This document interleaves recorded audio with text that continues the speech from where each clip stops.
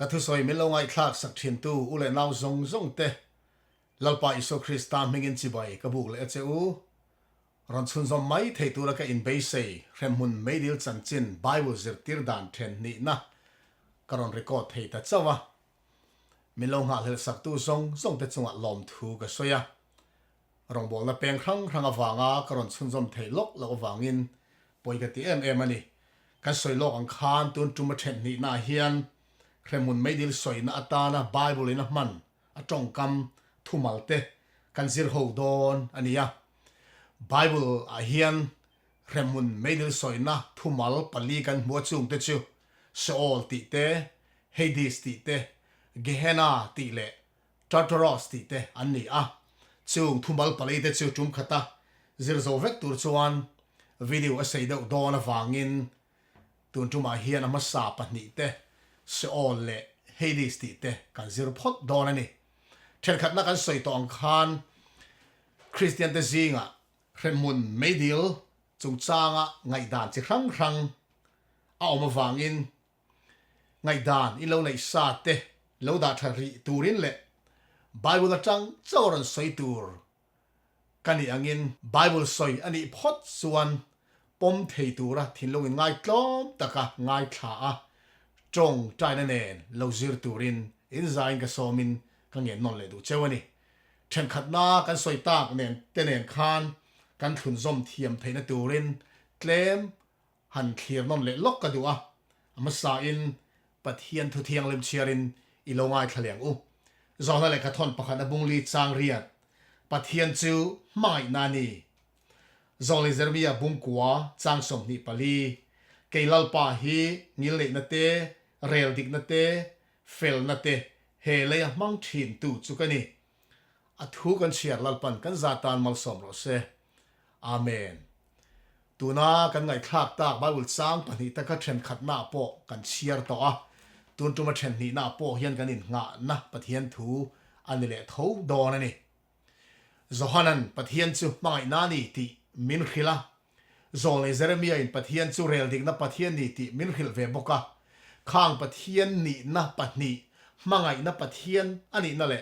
rel dik na pathian ani na englai po khareng turin kangen du chewa pathian thua hian eng thu pui po eng subject po zir ila khang pathian ni na patni Bible in min khil mangai pathian ani na le rel dik na pathian ani na ne na in kalin eng thuma kan zir chuang ngai tur ni lo ti kha ka soi non le du ani then khat na kan mu to ang khan Hremhmun Meidil chung changa Christian te zing ngai dan tlang lon deuh pathum te kan soi to kha han soi non le lokila pakhat na chuan Christian nol pui te na an mu dan an pom dan chu Hremhmun Meidil hi chatuana kang tur top nei lo mai ani ti ani ya kha kan soi to angin pathian ni na pathian nun phung le pathian nung chang pani Bible kan mu mangai pathian ni na le rel dik na pathian ani na nen he Christian nol pui te ngai dan hi nasa takin ain kalani ti kan soi to a pathian chu mai na khat pathian ani awangin mi sualte khrem hi pathian hian a chak reng lova he kum za po dam thling zo lo mi hring te chuan dam chung rei lo te a ama an rin lo awanga chatua na khem tur pathian anga kan Zirtir hi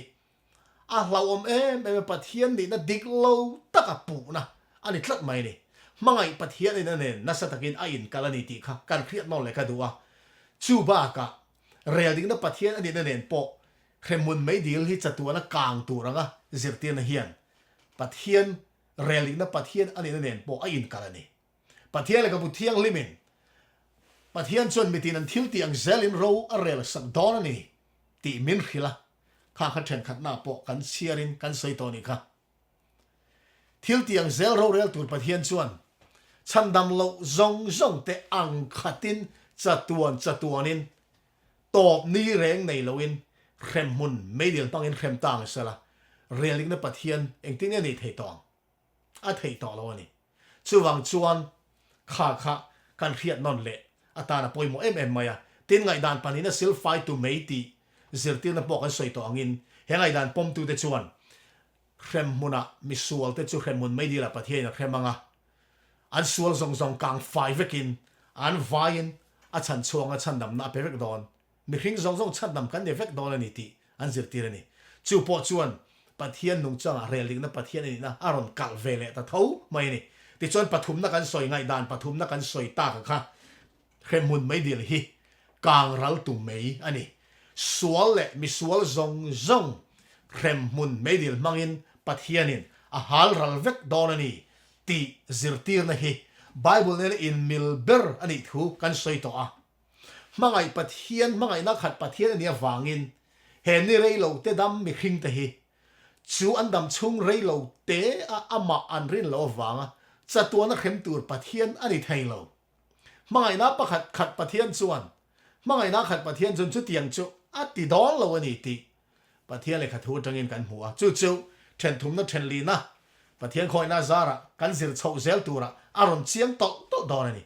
tin real dik da pathian ani ne nen po he ngai dan pom dan pathum na kan so hi ain mil thlapa thil ti ang zel ro rel tur ani awangin Hremhmun Meidil a hian mi sual te po an sual ang zelin an tur don ani an boral vek don ani ti hi kan mu thiam kan khiat thiam poimo em mai ni hetianga Hremhmun Meidil chatuana kang tur ani lo ve mi sual zong hal ral na tur pathian mei ani zo kan ni tia kan an soi hian then khaten chu tiang ani chuan tui nge pathian ring duang chu tiang ani chuan Hremhmun chu awa hlau om lo ve ti te in ngai dan an nei fo thina Hremhmun Meidil hlau wanga pathian rin tum reng te hian an thel hul hual ani ti hi tun tuma hian chiang takin ka soi do ani Hremhmun Meidil hlau na wanga pathian ama ring turin pathianin min tilo Hremhmun Meidil hlau na wanga pathian rin tum reng te hian Hremhmun Meidil an hlau na are huna pathian an ring le lo mai don ti na ani pathian chuan ama kan rin dan tura min ko mu ber pathian pom tlak chu mangai na min mangai tu pathian ani ti riat thiam na atanga ama va mangai let ve du na kan nei na atanga ama varing turin pathian chuan min du zok ani Hremhmun Meidil hlau na wangin pathian rin tum hi kong bo ani ti hi chiang takin ka soi du a unau du tak teu chu tianga Hremhmun Meidil hi pathian mi sualte ati bo ral tur mei emo mi sual zong te chu Hremhmun Meidil an kang ral vek don ani kan ti hian Hremhmun kan soi ne ti na ne lova mi sual te chu Hremhmun Meidil an kang reilo te an ral duak don ani kan ti na po ani bok heklo pathian Hremna mei ani don wangin anna le don ani ti chu thil chiang sa ania eng tianga thil ti ang zela tawrhna tur hmun ani miaw wangin mi sual te po an thil ti ang hu zelin an sual dan ang zelin lalpan a hrem don ani ti hi pathian thu chiang takin kan hmuni kan soi mol ang khan kumza po dam tling zolo mi hring te hi chatuan hrem kher kan tu don an ne en tirnan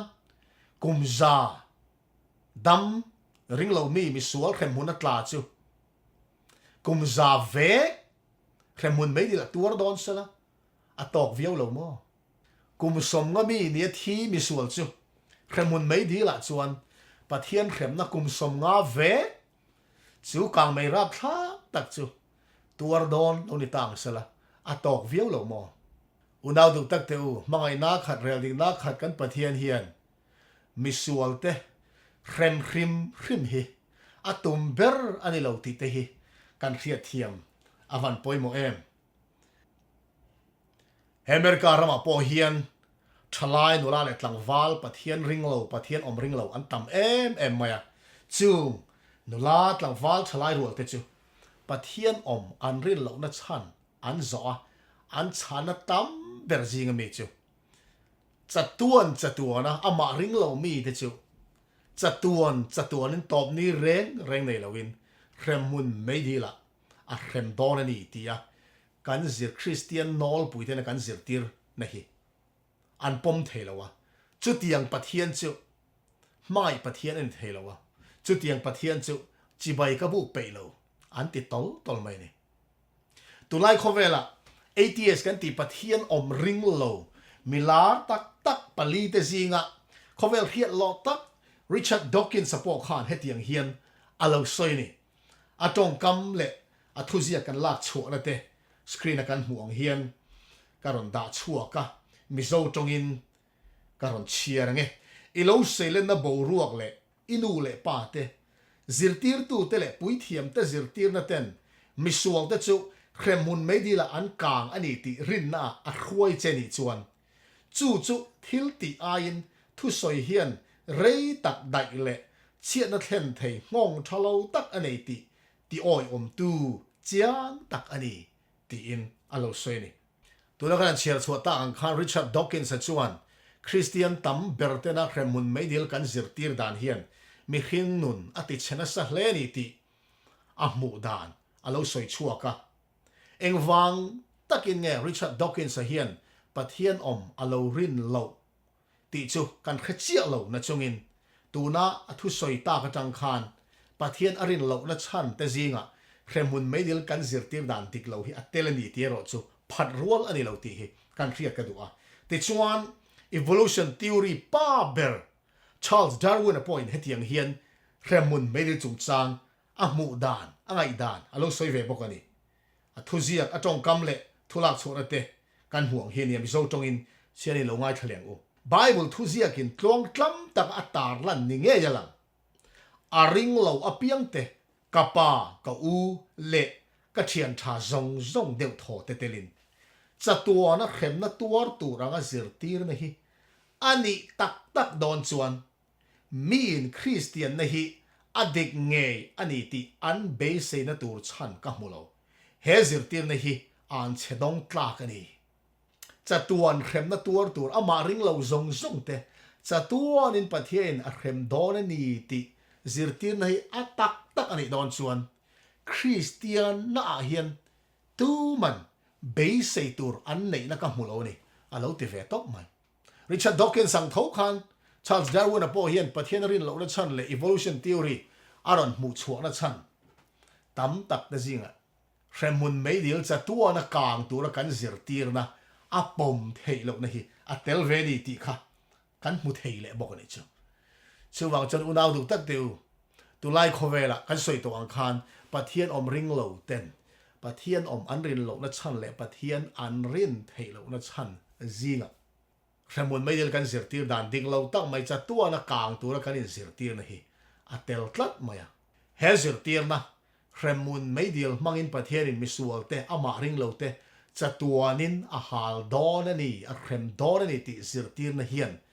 mi te na pathian anon hmu na tur nasatakin an kong khar ani a block ani har sat na siam ani ti hi kan hriat a poimo em mai ni ti chuan tun tuma kan zir ho tur Hremhmun Meidil chung changa Bible in a man thumalte en chozel ta ila kan soi to ang khan pathian le buthiang ling chunga hian Hremhmun Meidil soina thumal pali kan lo hmuwa thuthlung hluya thumal pakhat Sheol ti kan hmuwa chu kan hian angin thuthlung hlui bu Hebrai tong a zia kan ya Sheol chu Hebrai tong ani thuthlung thar ro chu Greek tong a zia kan ti kan khria a thuthlung thar bu a hian Hremhmun Meidil soinan Bible in tong kam thumal pathum Hades ti te Gehenna ti te Tartarus ti te alo mangve thungani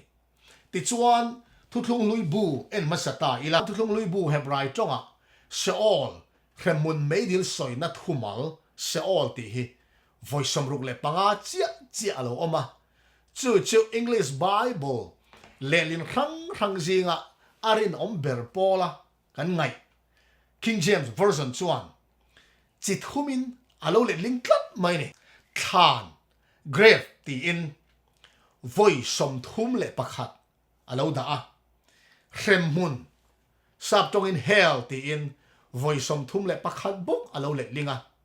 ti chuan khwar khurum pit ti in voi thum alo le linga ni chu tianga Hebrai thumal Sheol ti chu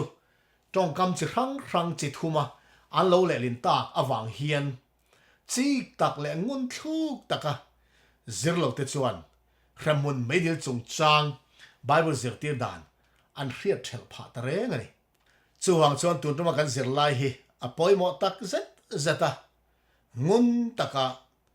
Bible in heng Hremhmun Meidil soina ta na alo man thumal pathian lekha thua man alo ni dan hi ngun taka lo zir turin ka som non mol du chewni ti chuan thu thlung lui bu kan en me kan ya tu na hian Hremhmun Meidil soina ta na man SHEOL ti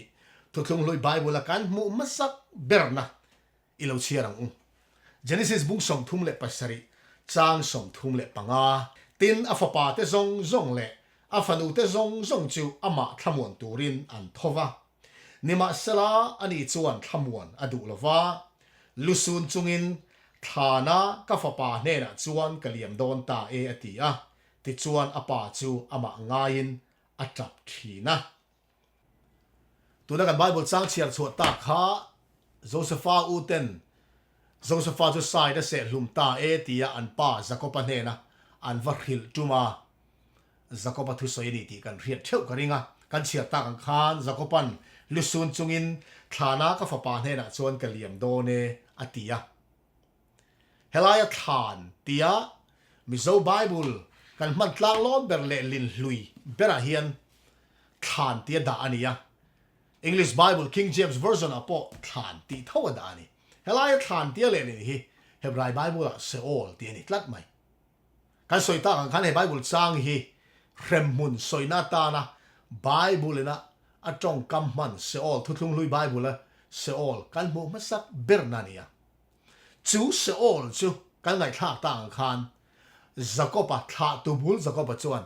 at hi huna akal na tur hmun ani ti in chiak takin lo soi ni chu ta tang chuan kan hiat thei mai chu SHEOL chu mei hmanga pathian in mi hring te a hremna tur hmun ani lo ani ti a chiang te em mai ni Jacob chu chandam ani ngei don ani ti pathian thu kan musia chandam ni ngei tur Jacob a thi huna kalna tur hmun chu SHEOL ani tia ama angen a soi awang hian SHEOL chu than tia lelin a chang le Hremhmun tia lelin a chang le khuar khurum tia an lelin he SHEOL hi mi sualte Hremna hmun mei hmanga pathianin mi hring te a Hremna hmun ani lo ani ti kha a khethiam du tan chuan a chiang em mai ni he Hebrai tong SHEOL ti hi tong kam chi ranga an lelin hian min ti boy lul lo sala a man dan atang hian a omzia chu chiang takin kan sir chuak the ni ti chuan thuthung lui Bible a hian SHEOL a man dan chi rang zinga panga ron soi ka duwa a pakhat na mi felte le mi sualte an thi huna ang khata an kalna tur mulani ti Bible a chiang takin kan hmua chu thlen ilo enang u Genesis bung som li le pani chang som thum le pariat ilo chiarang u ani hei Jacob soina ni ani chuan ka fapa hi in hne na achuk velovang a u a thi to a ama chau hi ani to si a in kalna kong laka te to sual azuk to chuan kalutuak hi lungai na in thana in liam tir don ani atia tuna kan thu chiar kha a background history kan riat theu karinga thui tak soi loila ai kup tarama Josepha uten Josepha an ma mu khan Josepha in a ute mizia le rilru fi adu awangin Benjamin ruai turin ati tatlat mai ne ti chuan apa hne na an pa hne na hole in Benjamin ruai an dil ta chumi tuma an pa ber Jacobana a soi khani ama sakan chiar chu to ang thau khan Jacob chuan Benjamin chu in hne na ka kaltir ve don lo a u thi to sia in kalna kong laka to sual azuk to chuan a u ang boka a thi ve le pal chuan kalutuak hi lungai na in thana in liam ti ron ani ti in thana tia helaya kan hmu hi a ma kan soi to ang kho tho khan Hebrai tonga SHEOL ti ani a chu SHEOL chu Josepha chung chang a soina apo he Benjamin chung chang a soina apo hian tha tu bul Jacob chuan a thi huna akal na tur munani SHEOL chu a thi huna SHEOL akal don ani ti chiang takin la hian alo soi non le ta chu wang Sheol chu mi fel zakopa kalna tur ani ti kan re thei ta phot mai en chun zom le ta ila sam number pakwa chang som pasari mi sualte chu Sheol an kir le ang nam tin pathian thengil mang zong te nen chuan kan soi to ang khan Sheol chuan mi sualte an kal dol ni nam tin pathian thengil mang te nen chu wangin Sheol chu mi fel zakopa kalna tur mun mi sual pathian ring lo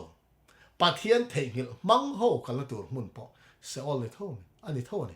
chu wangin Sheol chu mi fel le mi sualte an thi huna ang khata an kal vek na tur mun ani ti tu na bible chang pani kan siar te tang khan chiang takin kan re the ni ti chona pani na en chun zom ta ila Sheol chu mei manga pathian in mi hring te Hremna tur mun ani lo ti ania chu en le tai la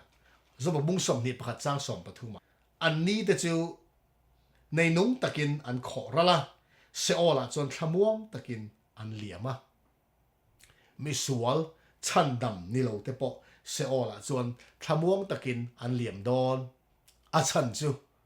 Sheol hian tu ma hriat nei zui anom to lo wa nun nei zui po nom to lo wa mi fel te le mi sual te tho le ni alo thlen hmaa zonga eng ma hrelowa awmna hmun Mitthi te awmna hmun ani awangin zopasia ka chon tu na kan chia ta ang khan mi sual ringlo mi te po Sheol chon thamuang takin an kal don an liam don ani lo ti te chon tu na kan chia ta malo kan chia ta Genesis bung som li pani chang som thum pariata Benjamin a chung cha nga zakopa soi zakopa tong kam kan chia ta ka pohang kan hmaa zakopa nge po ka thi athi huna chuan Sheol akal don ti a soi wangin mei manga pathianina a Hremna hmun ni hring te Hremna hmun ani lo ni ti chiang em mai ni zona le khabu zona bu buk ni chang ni yen teng hetiang hian nga pui ko chunga a mek lai khan zopan hetiang hian thu lo soi ni ka khe omna awangin lalpa chuka kova anin mi changa Sheol ko chunga tangin ka awa nangin ka o i khria ati in nga pui ko chunga mek lai khan kha nga pui ko chung kha zopa chuan Sheol tin lo soi chu omzia chu ka thingei to do ni nungdamin nga pui ko chunga tang khan a chuale a ring to lo wa a thingei do ni ti arina wangin nga pui ko chung Sheol ko chung tin a lo soi ni chu Sheol omzia chu thi na hmun Mitthi te awmna hmun zona po thingei tu rai ngai wangin nga pui ko chung kha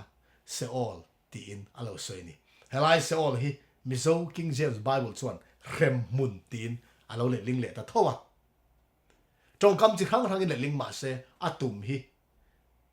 athumun reng ani ti kan thia poi mo em maya nga pui ko chung chu Hremhmun ani chu wang Hremhmun ti a le lin ani emo khan ti le lin ani emo trong kam in ang lowin he Sheol hi le lin ni fo ma se atum angai renga mi fel te le mi sualte an thi huna ang khatan kalna tur hmun emo he Sheol hi pathianin mi hringte mei manga a Hremna tur hmun ani hau lawani ti hi kan riat apoi mo ani pathum na a Sheol nun na nei le riat nei tu ma an omlo sam number paruk changa a thi nu chuan nang ma riat reng na om si lo wa Sheol tu nge lom thu hril don se Sheol khan ti a chang le lin a chang le Hremhmun ti le lin he Sheol hi he Sheol kal reng ten tu ma pathian he na lom thu an hril thei to lo pathian riat na reng po om to lo Hremhmun atangin tu main Sheol atangin tu main pathian riat reng na an nei to lo ani ti sam number paruk chang ngai chiang takin min khilani zoba bung sari chang kwa hetiang hen kan hu boka chuma kianga a boral angin Sheol chuk to an chuak le ngai lo Sheol chuk to te tu man chuak to ngai lo nun na nei om to lo riat na nei po riat na nei zui po tu man om to lo ปะเทียนเรียดนะปอตู้มันในเทต่อโลปะเทียนให้นลอมทุสอยเทปอตู้มันอมต่อโลที่อินไบเบิลมินที่เลยเชียวซ้ำนับราสองเลยปังอาจารย์สองภาษาเรียกเขาเตียงเห็นกันหูบอกว่ามิทีเดจวนลลป่าจวนฝักโลวะมุนเรตะกะฉุกเตเรงจวนอันฝักเฮกโลมุนเรตะกะฉุกเตติฮิเซโอลสวยนะทั่วนี้อะเซโอลกัลโตเรเต็นปะเทียนอันฝักต่อไงโลนุนนั่นเองปอนอมต่อโลเครียดนั่นเองปอตู้มาอันอมต่อโลอันนี้ที่เชียงเป็นไม่นี่ปาลีนั่นเราเลตาอีละเซโอลฮิขานสวยนะไม่นี่เฮตียงเฮียนทุริลตูบุงกัวจางสมกันหัวอีกุตินตีตูร์หัวเปียงจุดเทโตเป็นติโรขานอีกัลละตูระจวนทิลตีตูระโมเริ่มรวดตูระโมเครียดได้โมฟินได้โมอมซีลวะเฮลายขานฮิเฮบรายบาบุละเซโอลอันนี้เซโอลอีกัลละตูระจวนทิลตีตูระอมโลเริ่มรวดตูร์ปอมโลเครียดนะปอมโลฟินนะปอเองมาอมต่อโลวางินอิทิมายินอิติตูระเปียงจูเทโตเป็นติโรตีอินมีฟิงจวนทุริลตัวอาลาเซียกันนี่อุณาดูตั้งแต่เซโอลจูทานสวยนานี่มีเฟลเล่มีสุalteอันที่หุ่นอังคาตันกัลละตัวมุนอันนี้จูเซโอลจูประเทศนี้มีฟิงเต็มไม่มังอาเขมนมุนอันนี้เขาโลตีอีกเทียมังปังอานะมิที่ทอเลยนะเราเข็นมาหลบมิที่รวงแต่อมน้ำมุนมิที่แต่อมน้ำมุนนี่ทีสมบูรณ์สองปลีจ้าสองพันตังเงินสองปลีเราเชียร์ละตุยปุยตาตุยกัลบวาลุยปุยกังเราจาระจุดที่ยังมีอันมัวอันทอเลยเราวานอมเรามาเราจวนอันช่างหัดเราวังอันมุฮิลไก่ทออันนี้เหกเราวังเฮลายเซียกาวานอมเรามาเราอติฮิลาลิโซคริสตาเรากัลมาเราตีนานี่ยะทุบวนบัวกันหูจวนอิสุคริสตาโลกัลหุนะวานตัวนักกันมิดมุดให้วานแต่ฮีเลขบุเซียลมีอังอินเซียลบวินอมดอนนี่ยติจูหุนะเราเข็นมาเราจวน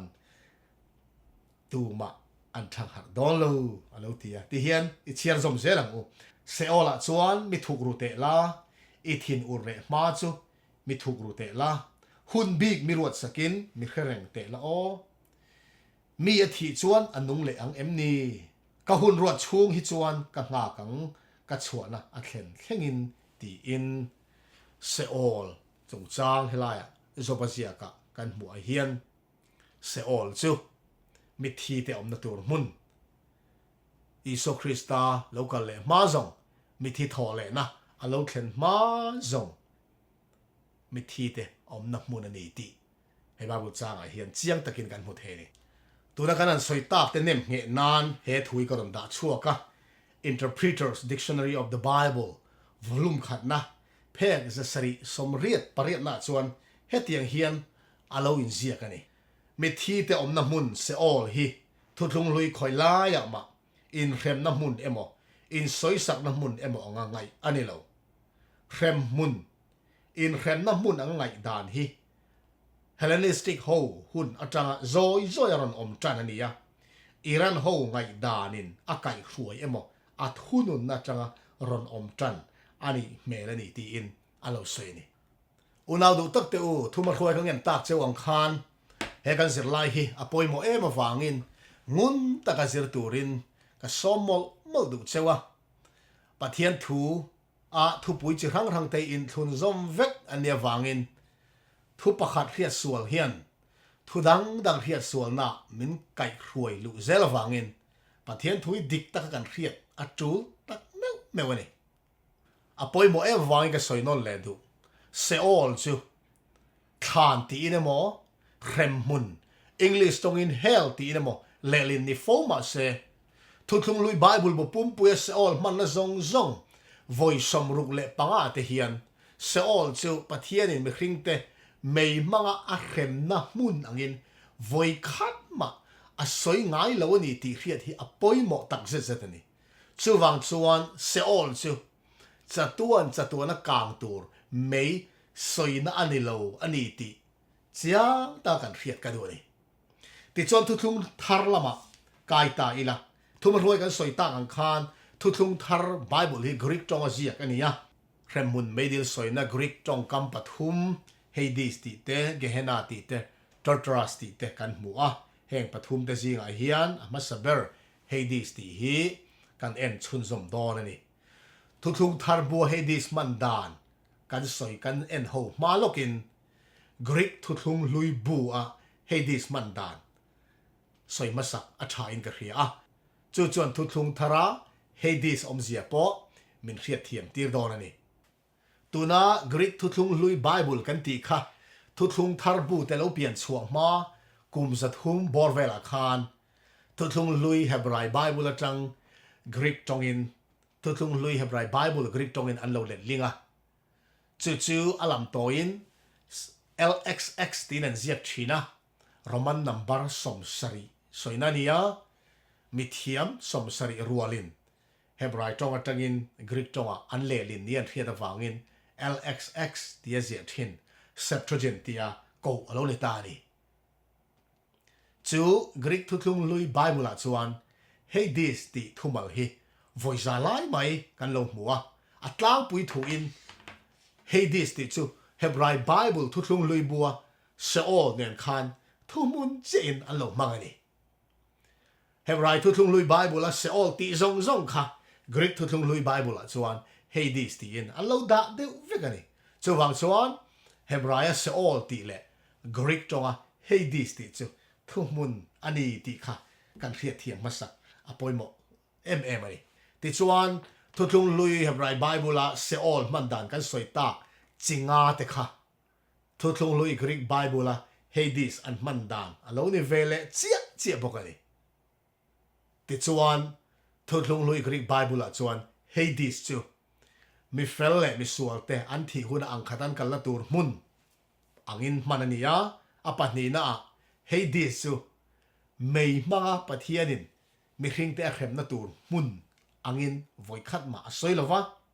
ti chuan Hades sakal to reng tu ma nun nei zuyamo hriat nei zuyamo an omlo ti kan hu boka ti chuan palina a Hades chu Sheol ang tho khan thuthung lui Greek Bible chuan thlan soinan tlong tlam takin alo mangve bokani ti chuan pangana a Hades chu thawh lehna mi fel niemo mi sual niemo thawh lehna alo thlen hmaa zong Mitthi te awmna hmun angin thuthung lui Greek Bible chuan Hades chu alo mangani ti chuan thuthung thar en chun zom ta ila thuthung thar Bible a hian Hades ti thumal hi voi som chia alo oma chanchin thabua voi li kan hmua tirkok de zia ka voi ni kan hmua thupuana voi li kan hmule boka avaya belin thuthung thar a hian Hades hi voi som kan lo hmuni chu te chu amalte te in ilo en chawang amasaberatan tirkok te bung ni chang som ni pangale som ni le pasari chiarin ilo ngai thlang tin Davida chuan athu a soya katharau chu Mitthi khwa inu chia lovanga I mithiang lim toiral I phal hek lovang ti in tuna kan Bible chang chiar chuata ka Mizo tonga Mitthi khwa ti kha Greek Bible a Hades ti ania Hades chu Greek thutlung thar Bible chuan thlan soinan ahmang kan ti to kha chuwa helaya Mitthi khwa ti Mizo tonga lelin po hi Hades atanga lo kalania wangin thlan soina tho ani ti kha thlan soinani ti kan hriat thiam ka duwa ti chuan he Bible chang hi Pentecost nia Petera Sarmora asoi chu ania lang Davida thu soi sam ziakami Peteran ala chuak ani chu a sam ziakami ti hian ilo enangu sam number som le paruk chang soma katharau se ola inu chia don si lova imi thiang lim hi toina mu I phal don hek lo kha lang Davida thu soi ania chu kan soi tang khan Peteran Pentecost ni thu soi a khan aron la chong ta a ilo chiar non leng u tir ko te bung ni chang som ni pangale ni sai kha ka tharau chu Mitthi khwa a Hades a inu chia lawanga I mithiang lim toy ral I phal hek lawang ti in Hebrai Bible a Sheol ti kha Greek tonga an pui chia Hades in le li lo ni ta ni chu kan Mizo tonga kan soi tong han Mitthi khwa kan buang khan Mitthi khwa te le li ni ya Sheol ti tang lo kal ni ya Hebrai tonga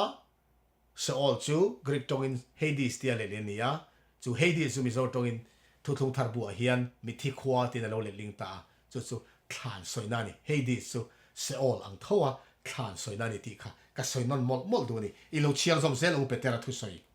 hetia hian chang som ni le pakua kan hmua unau tu chi tha tu Davida thu hi hlau lovin in ne la ka soi theye ani zong athia phum po an phum to alom a thlan po tun thlengin kan ne na ala om renga ti in Davida Chanchin kha Davida thu soi a soi chon nu khan Davida thu soi om je chu peteran aron khil fi azom ta ni ilo chiang som zel u chang som thum le som thum pakhat chang som thuma ani chu zol ne nia Davida chu zol ne nia ti peteran ani chu zol ne nia pathianin a thal be mi tu emo a thut pha chunga a thut tir don ti chechamin a soi ti a khia Davida thal be ta ron piang tur lali so Christa Chanchin Davida ne lo soi lo ko lom tin peteran aron soi fi azom ta ni chang som thum pakhata ti chuan chung chu alo hiat lok reng awangin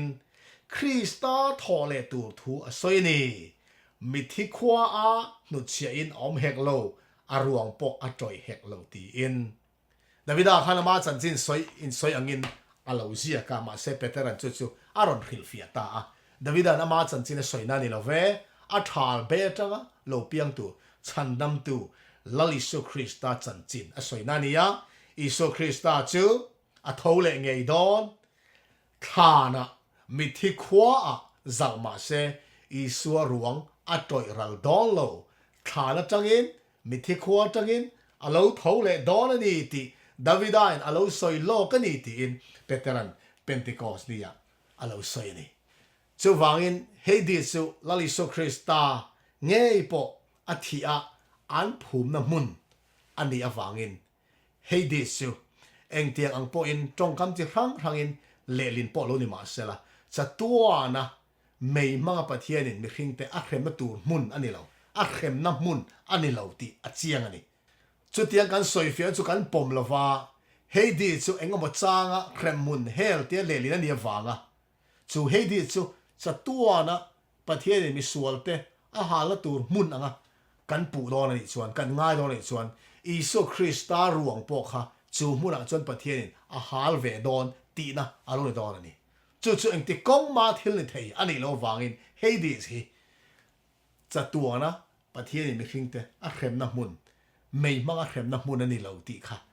a khethiam du tan chuan a chiang te em mai ni kha tir gong de zia ka Hades kan mu patni ten nia thupuan sia ilo envele thung u thupuan bung khat chang som paria ta khan hetiang hian kan mu ilo chiarang minunga chukani kalo thia ni ma salangai te kum khwa tan kanung le ta ani thi na le Mitthi kho cha bi te chukanei boka helaya Mitthi khwa ti hi te ko te bung nia kan muang thau khan Greek Bible a chuan Hades ti alo ni thawani chu Hades chu thupuan bung khat chang som paria po hen le ling tu ten Mitthi khwa tin lo linga he Bible chang ina min khiat tir atuma chu Iso Christa chu athia thina ne in thana tangin alo thole ta kum khwa in athingai to do lo kum khwa tan ka nung le ta tiang khan kum khwa in Iso Christa chu athile to ngai do lo chu la Iso Christa thina le thole na zara chuan amaring tu zong ten thole na kan lo be save thei ta ni Hebrai bung ni chang som palin min hilang khan thina mangin la Iso Christa in thina aron ne ta chumi zara chuan ama ringa thi zong thana phum zong Hades a phum zong Mitthi khwa phum zong te chu ropui takin anon thole don thanin tu ma chal len to don lo Mitthi kho cha bi te ka nei than cha bi ka nei ni than hon theina cha bi ka nei ni tin la Iso Christa na soya ama ring tu a thi ringa thi zong te chu la Iso Christa in a thina le thole na zara ropui takin a kai thole vek don ani ti he thu hian min khiat tir adoni ilo en chun zom le ang thupuan ziak vek bungruk chang ria ta hetiang hian kan mui chiarang ti chuan ka han en atin ngai te sakor dang ka mua a chuang ming chu thina ani tin Mitthi khwa an aron zuya tuna kan Bible chang chiara Mitthi khwa ti kha ma Bible chang kan soitak te ang thoin Greek Bible a Hades ti ani ya zohanan in lar na in sakor dang alo hmaa achunga chuang ming chu thi na ani a mithi khwa an aron zui atia helaya hian thupuan bungruk hi buda tang kan chiar chuan sakor rong chi rang inang lo tak zohanan lo hmaa apa sabera chuan sakor var amua achunga chuang chuan thalngu la kenga lallu khuma ne chung le ne zel turina kalatia ti chuan adota chuan sakor sena mule ta sakor sen chunga chuan khandai lian puya kenga mi tha theina nei ni ti in apathum na sakor dum hmua sakor dum chunga chuan buk na kenga ni ti in apalina tuna kan sia ta ang khan sakor dangaron muta achunga chuang ming chu thi na ania mithi khwa an aron zui ti in he in lar na omze bible mi thiam tena an khia thiam dan chu thuthung thar christian ko khanina hunaron ton chho zel tur a soina ni ti in an kha thiam ani ama saber sakor var khachuan thuthung thar ko khan piang lim zirtir te hun lai thuthung thar ko khan kha a thiang lim mai chu wang chuan sakor var angina mu tira ne chung le ne zel turin thalngul kengin lalu khum in lo muwa thuthung thar hun lai te ko te hun lai khan chan chin tha kha achak mai ni ne tak mai in ne chung le ne zelin ram an la duai mai ni ti kha hei hian lo en tira a nu loka chuan sakor sel lo lang ta christian ti du da na rap thak tak thisen chuan rap thak takin aron zuini ti ani apa thumna chu tianga ti do na rap thak tak hun christian ko khana pal tlang nu khan ko khana zirtir dik lo lut ta ko khan chu lo tu cheta zirtir na bol lo takin ko khan aron lu chil ta chu ko khan din mun christian ko khan din mun chu sakor dum rong dum angin avan na thin kha aduma aron changta ani chu tianga zirtir dik lo na ron lu chil ta ko khan chu pathian chu tianga atluk chiat nga phal lawa hun local zela siam thatu te mangin kum zabilai hall vela khan siam thatu te lal paron ko chuak ta bible ngun zok ina ron zirta zirtira dik tak mai aron aw chuak pui ta ni chutia bible zirtira dik tak mi tam tak ten aron pom ta ka chuan chu ko khan kal sual chuan nas takin ring tu te kut a thakin aron ti hlum le ta ni chumi din mun lang thon tak mai chu zohana ne na in lar na in laliso krista in sakor dang chunga chuang in alo mu tira hetiang hian charia top thleng I chiar teng obul tang in chiar le tai la ti chuan ka han ena tin ngai te sakor dang ka muwa a chunga chuang ming chu thi na ani ten mithi khwa an aron zuya tin khandai te tram te hri te le sakol te ti hlum turin chumi te na chuan lehmun lia thena hmun khat chunga thu nei na an pe ati in heziang hi zol ezekiel amung som pali chang som ni pakhat nen a in zula heti hen ezekiel zia ilo chiarang lalpa pathian chon heti hian ati si jerusalem chunga ka ro rel na tak pali khandai te tram te ram sakol te khipui te mi le sa rod bo vek tura karon thlen kim huna chuan engtia na sa tak ni angmo ti in jerusalem a chian rap thak tak aron thleng don mitam tak ti hlum anni tu thu ezekiel mangin lalpan alo soi chuaka khalai bible chang ezekiel kan chiar chuata ka kan mu khan dai te tram te ram sakol te khipui te ti kha thupon muruk chang ria da hian kanan munong ta ni aum zia chu thina rap thak tak alo thleng don ti kha a soi tum ani ber mai ring tu te na sat takin ko ran kal sualin ati boral tur atha tur thu kha zona nena pathianin in lar na in alo pe ni chuni chuan tu na kanan chiar tak thupon buruk chang riat ina min khil atum ber chu thina rap thak tak thina na sat tak alo thleng don ani ti kha min khiat tir atum chu ni ti chuan en chun zom le tai la thupon ziak vek bung som ni chang som pathum le chang som pali lo chiarang u tui fin riat chuan a chunga mithi om da chu a chua tira thina le mithi khwa chuan an chunga mithi om da chu a chua tir boka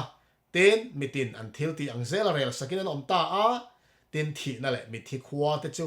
meidil an paya chu thi ni na chu ni meidil chu ti chuan tu na kan chiar chua ta bible chang hades ti kha Mizo bible le lin hlui bera hian kan mu ang khan mithi khwa tia le lin ania Mizo king james bible a chuan Hremhmun tin le linga CL common language one Mitthi khwa ti in alo le ling bok ani kan buang khan thi na le Mitthi khwa te chu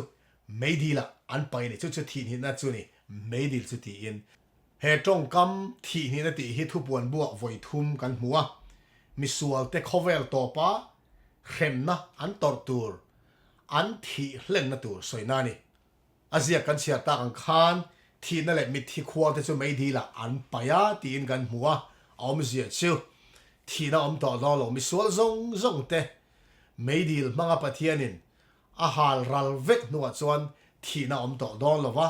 thlan po a to don lo ni ti in pelarun moi hla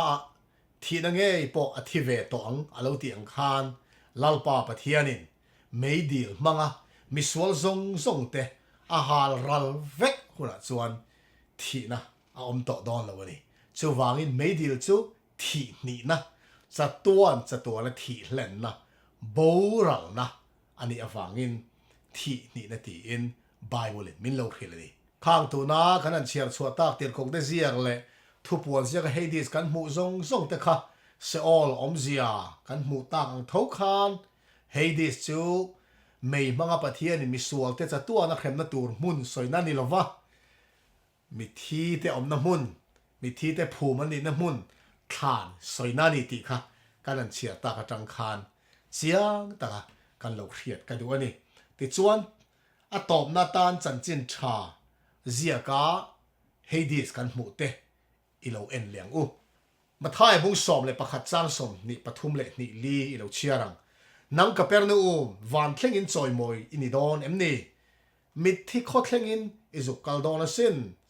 nang ma a thil mak ti te kha Sodom khwa ti ni sala tun thleng in ala om rengang ni ma sala ka ti cheu ngai tu ni a chon i tur ai chuan Sodom ram tur chu azia om zo kang ati a hmaa Bible chang te kan soi to ang tho khan tu na mathai bung som pakhata Mitthi khwa ti kha Greek Bible a Hades ti alo ni ve thowa ti chuan Capernaum chu Mitthi khwa izukal don sin tia lali so Christian so hi enge omje ni ta ang omje chu Capernaum khwa kha an rin du lo wangin ti chire la om don a chunga cheng mi puite Hades an kal don Capernaum khwa chu Hades a kal don Capernaum khwa mi pui cheng te ti hlumin an omanga khana an kal don an thidon ti lali so Christian a soi lok na ni unau du tak deu tu na chang som ni pali kan chiara khan a chung lok a iso na soi Hades sakal Capernaum khwa ringlo mi te kha ngai tu ni a Sodom khwa ringlo te nen khan an tuar za ho le don ani ti hian a chunga soi Hades sakal misual te khan chu Hades sa chuan chatuan Hremna an tuar lo ni ti chiang em mai engwang mo tortur ma ba kan la nei ngai tu ania Sodom khwa ringlo mi te nen an tuar ho le dona Sodom khwa ringlo te ai khan Capernaum khwa ringlo te kha an torna zok don engwang nge Sodom khwa a in Capernaum khan lali so Christa rin na turin ham that na rem chan na an nei zoka chuti chung lali so Christa ringlo ania wangin Sodom khwa mi te ai ngai tu ania nasa zokin an la tuar le don ani ti lali so Christa na soini khanga tang te khan Hades Mitthi khwa tia le lin thlan tia le lin Hades su chatuan na pathianin mei hmanga misualte a Hremna hmun ani lo ani ti a ring du a piang ta tan chiang le fia le tu ka ni ti kha ka soi du ani chanchin tha lu ka bung som chang som pathuma tong som panga ilo en chun zo mangu Korazin ichunga pike Bethsaida ichunga pike nangma ni thil mak ti te kha tura le Sidon khwa ti ni sala sai puan sina vut zinga thu in an sim dai to ang niwa sala ngai tu nia chuan nang ni tuar tur ai chuan tura le Sidon kho tuar tur chu azia omzo kang tin nang Capernaum van thleng in choi moi ini don emni Mitthi kho thleng an nam thak asin ini don ti in he Bible chang hi tun mai kan soi fia ta ma thaya bung som le pakhata Capernaum chung chang kha lukan tuna kan chiar ta khan alo record ve a omze thu hmun ani awangin soi fia non tu lo tu ra ngai ila ti chuan kal chun zom le ila ma thai zia bung som le paruk sang som pariat ilo enang u nang petera ini ti ka khil boka che he lungpui chunga hian ka ko ran ka rem chowanga Mitthi khokul kong khar te chuan chu an ngam lo wang ti in helaya hian Mitthi khwa ti kan hmunon le ta a hmaa mi ang tho khan Greek tonga Hades atanga le lin ani chuan Mitthi khwa Mitthi khokul kong khar ti chu enge om zia ni ta ang helai tong kam la li so Christian man Mitthi khokul kong khar ti hi thu thung thar bua voi khat chia kan hmu a helai hmuna chia hen kan hmu ni ma sala thu thung lui Greek Bible Septuagint chuan voi tam tak he tong kam hi alo lang ani tlema zong lo en tai la zong li sai bung som thum le pariat chang som a khan kadam chu ni te chun lai taka hian thlan kong ka a te kalu dona kadam chung kum la bak tur te chu chu in ka om ta ti in tuna khan thlan kong ka ti kan hmu a hei hi ma thai zia ka Mitthi khokul kong khar ti nen khan Greek Bible a om ze thu hmun chia ziak ani sam number pakwa chang som pathuma olal pa mi khongai la thi na kong khara ta mi kai chuak thin tu mi hotu te awang kamang an na hi en te ti in thi na kong khar ron ti ve thunga ma thai bu som paru kan sia Mitthi khokul kong khar ti nen khan Greek Bible a ain ang chi ani sam number zale pasari chang som pariata an nun na chuan ei tur tin reng hi atena thi na kul kong khar te chu an nai thin ti in thi na kul kong khar tin kan mule Mitthi khokul kong khar nen om ze thumun chi ani zopa bung som thum pari chang som pasaria thi na kong ka te chu i hna ti lan ani to em thi na dai lim kong ka chu i mu to em ni ti in tuna thu thung lui Bible chang rang kan chiar chho ta ga te khan thlan kong ka ti te thi na kong khar ti te thi na kul kong khar ti te thi na kong ka ti te kan hmu a khang zong te kha chan chin tha ma thai bung som paru chang som pariata lali so Christian soi Mitthi khokul kong khar ati te nen khan Greek Bible a chuan omzia mun khat feka man ani ya khang zong khang Bible chang kan chia chho tak te na a soi tum per chu thi na soi na ni thi na soi na vek ani ti kan lo phiat thiam ka ring ani chu wangin ma thai bung som ni bung som paru chang som pare lali so Christian soi he lung pui chu han ka ko khan ka rem chonga chu Mitthi khokul kong khar te ngam dong lo ati lung pui a ko khan rem chona tur lung pui soi chu tu nge niang ama lali so Christa ai soi na ni ya lung pui i so Christa chu Mitthi khokul kong khar te ngam dong lo tin i soi a lo soi ni om ze chu thi na ni so chu ngam dong lo thi na khan pon i so ngam dong lo Hades in i so ngam dong lo khan in i so Christa angam dong lo ani ti i soi na a soi na ani so ma helizia ka Hades kan mu po hi a ma mi teng tho khan sa tua na mei mga pathe ni mi sualte Hremna tur hmun soi na ni lo ve ti kha kan lo khiat thiam le ka du ani khang ka soi tak zong te ba ka khan chan chin tha zia ka Hades man na mun khara kan la mu a chu luka bung som le paruka mi ho sa le lazara chan china khan ani Christian te zinga he mi ho sa le lazara chan chin hi mu dan pom dan zirtir dan chi rang a om wangin lalpan remati chuan then thum na thudang nen pol mi alova he mi ho sa le lazara chan chin ngau hi zir ho ka du ani tong ta ne na lo zir chun zom zel turin lalpai so Christan mingin ka som non mol du chewani thinong le ti tak zeta ngai tha zir tu zong te lalpai na sa takin mal som theu cheu ro se amen